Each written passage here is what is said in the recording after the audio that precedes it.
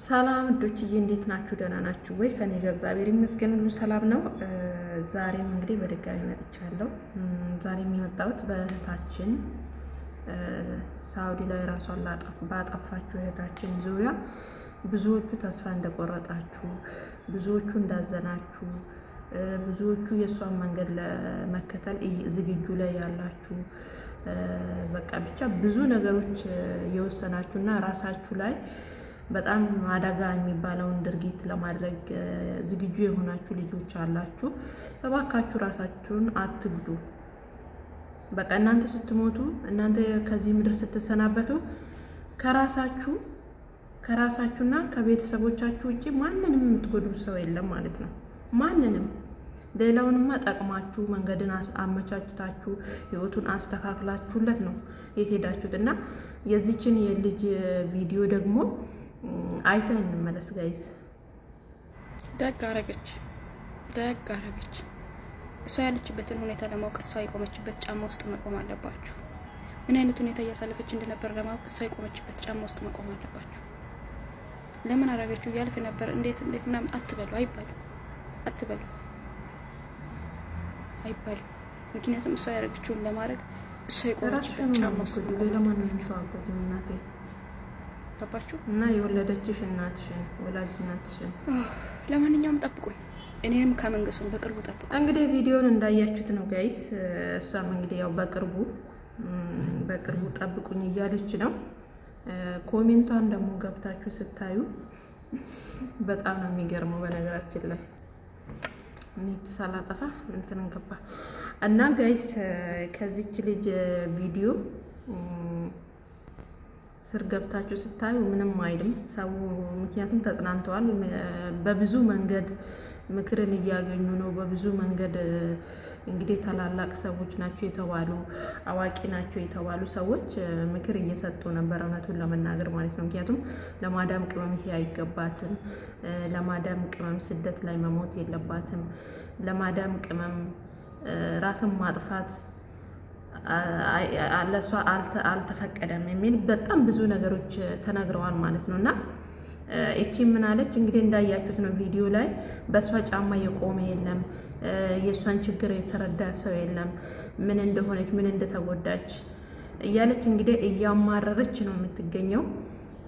በመጀመሪያ ደረጃ እንደዚህ አይነት ነገር ውስጥ ከመግባታችን በፊት እኛ ትናንሾች ልጆች አይደለንም፣ ህፃናት አይደለንም። ምክንያቱም ወደ ስደት ስናመራ ማንኛውም ሰው ከ18 ዓመት በታች ነው ወደ ስደት የሚያመራ ሰው የለም ጋይስ። እንኳን በቃ ትንሽ ነው ከተባለ በ18 ዓመት ነው ሰው የሚሰደደው ማለት ነው። ምክንያቱም ከ18 ዓመት በታች እንግዲህ ወይ ዋሽተን ወይ ደግሞ ብቻ ስጋችን የሆነ እንትን ብሎ ፓስፖርት ወይ መታወቂያ ከተሰጠን ነው እንጂ ከ18 ዓመት በታች ራሱ መታወቂያ አይሰጥም በመጀመሪያ ደረጃው ማለት ነው ከሀገራችን ስንወጣ። ከዛ በኋላማ ከ18 ዓመት በላይ ሆነን ስደትን አይተን ሶሻል ሚዲያ እየተጠቀምን ፌስቡክ እያየን ቲክቶክ እያየን ዩቲዩብ እያየን ኢንስታግራም እያየን ብቻ ወዘተ ብዙ ሶሻል ሚዲያዎች ላይ ብዙ ነገሮችን እያየን እየሰማን በአንድ ጆሮ ሰምተን በአንድ ጆሮ እያፈሰስን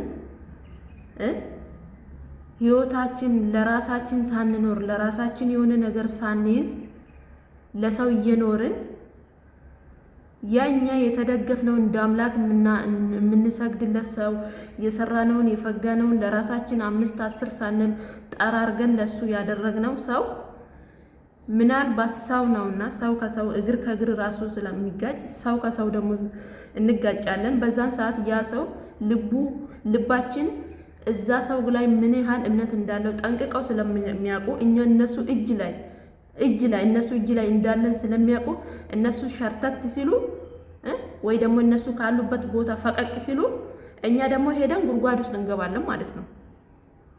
ገባችሁ? ስለዚህ ለራስ መሆን ለራሳችን መኖር በቃ የራሳችንን ነገር ማስተካከል እንዲህ አይበቃም እንዴ? ከዚህ በፊት የሞክቱት አይበቃም እንደ ስንቶቹ ከፎቅ ራሳቸውን የፈጠፈጡት አይበቃም እንደ ክሎሮክስ ጠጥተው የሚሞቱት የሚታነቁት? ከነሱ አንማርም እንደኛ? አንድ ሴት እህታችን ሚዲያ ላይ ወጣ፣ ቲክቶክ ላይ ወጣ፣ እኔ ይህን ያህል ገንዘብ ተበልቻለሁ፣ በጓደኛ ይሁን በቤተሰብ ይሁን በወንድ ይሁን በብዙ ነገር እኔ ይህን ያህል ገንዘብ ተበልቻለሁ ብላ ስታለቅስና የእሷን በደል ስንሰማ እኛ ለምን ከዛ እንማርም? እቺ አሁን እንግዲህ እሷ ራሷን አጥፍታለች። እኔንም ጠብቁ። ማንንም አትጎጂም ሀቢብቲ፣ ማንንም አትጎጂም። ጥርግ ብትይ ምናልባት የወለደች ወላጅ አንጀት እናት እና አባትሽን ከጎዳሽ በቃ ፋሚሊ ከጎዳሽ ነው እንጂ ሌላውማ ይደሰትልሻል። ኖረሽለታል፣ አሳይተሽዋል፣ መንገዱን አደላድለሻል፣ ህይወት አስቀጥለሻል። የራስሽን ህይወት ከቀጠፍሽ ደግሞ ደስተኛ ነው የሚሆነው። ስለዚህ እንደዚህ አይነት ሰዎች እድሜያችሁን ስደት ላይ ጨርሳችሁ ለራሳችሁ ሳትኖሩ ለቤተሰቦቻችሁ ምንም አይነት ነገር ሳታደርጉ ቤተሰቦቻችሁን እያስለቀሳችሁ ሌላ ሰው ላይ ደግሞ ተስፋ ኖራችሁ ያናንተ ተስፋ ያደረጋችሁ ሰው ደግሞ ሸርተት ሲል ሄዳችሁ እናንተ ለራሳችሁ እንደዚህ ራሳችሁን ታጠፋላችሁ ማለት ነው። በጣም ብዙ ሰዎች በጣም ብዙ ኮሜንት የሚዘገንን ኮሜንት ማለት ነው። እንዴ ለምን በዚህ ልክ ነው እንዴ ራሳችሁን ለሰው አሳልፋችሁ ሰጣችሁ ያላችሁት? ለምን ከሰው አትማሩ? እየጮሁ ያሉት ሶሻል ሚዲያ ላይ ራሳቸውን እየጠቀሙ ለኛም ደግሞ ለማዳም ቅመም እየጮሁ ያሉ ስንት ፌመሶች አሉ። ከነሱ ስር እናንተ ቁጭ ብላችሁ የነሱን ቪዲዮ ቆርጣችሁ በየቲክቶኩ ከምታንሸራሽሩ ቁጭ ብላችሁ እንግዲህ አሰሙ። ለምን አሰሙ? ለምን ራሴን አጠፋለሁ? ምንም ነገር ባይኖር በዚህ ምድር ላይ ማለት ነው ምንም ነገር ባይኖር ለምን ራሴን አጠፋለሁ? ራስ ማጥፋት መፍትሄ ነው እንዴ?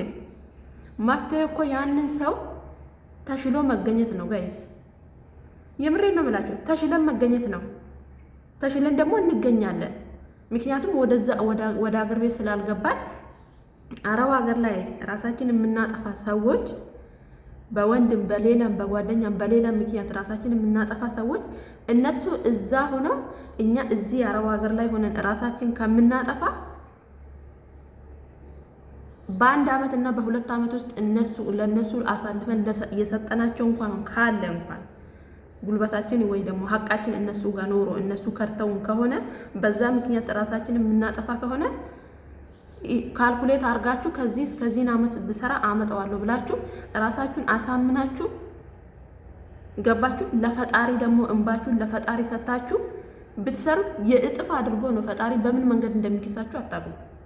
እውነቱን ለመናገር በምን እንደሚክሳችሁ የአንድ ሰው እንባ ለአንድ ሰው እንዲመቻች ፈጣሪ አይፈቅድም ሲጀመር ማለት ነው።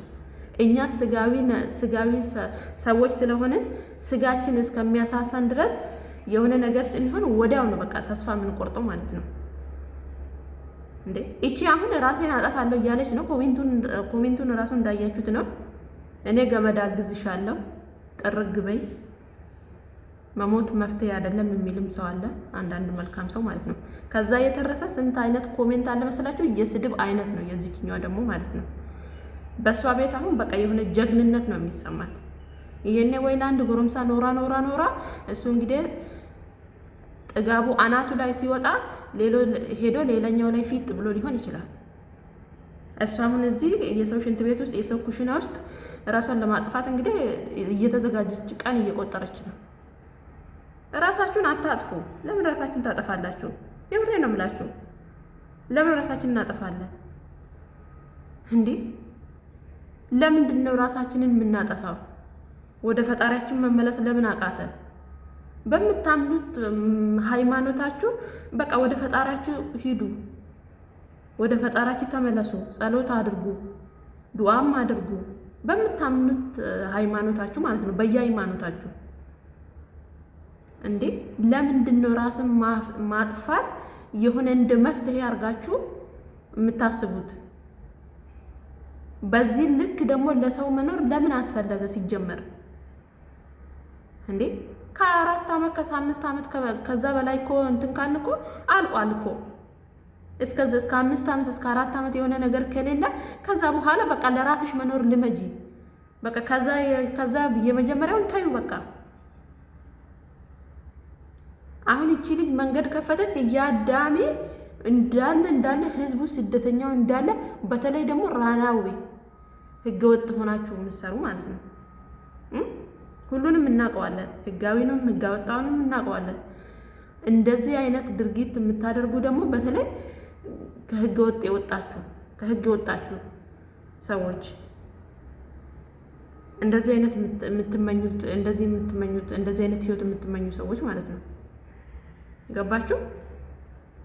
ሞት ብትሞቱ ማንንም አትጎዱም። ኦልሬዲ እናታችሁንና ቤተሰብ ፋሚሊ ብቻ ነው የምትጎዱት፣ ማንንም አትጎዱም።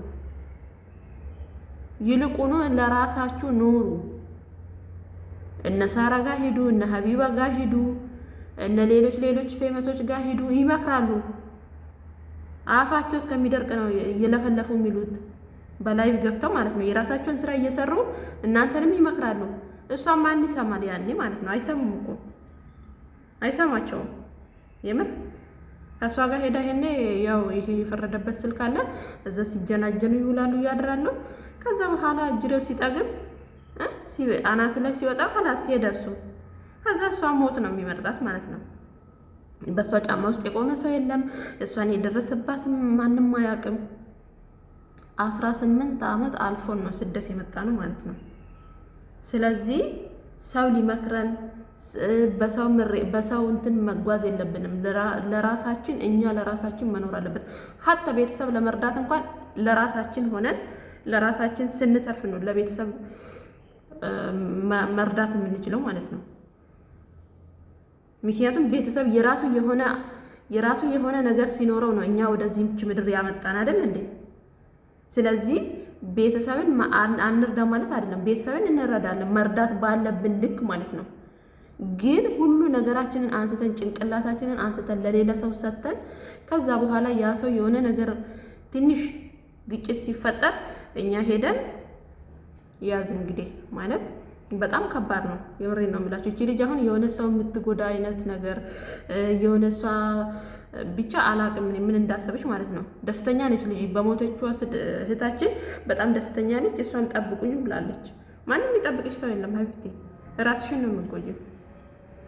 እና ወዶችዬ ለዚህ ቤት አዲስ ከሆናችሁ ቻናሉን ሰብስክራይብ አድርጉ። እራሳችሁን አታጥፉ፣ ለራሳችሁ ኑሩ፣ ለማንም አትኑሩ። እራሳችሁን አዳምጡ። ያልፋል፣ የማያልፍ ነገር የለም። ምንም ነገር ቢሆን ሁሉንም ነገር እናልፈዋለን። በያላችሁበት ሰላማችሁ ይብዛ።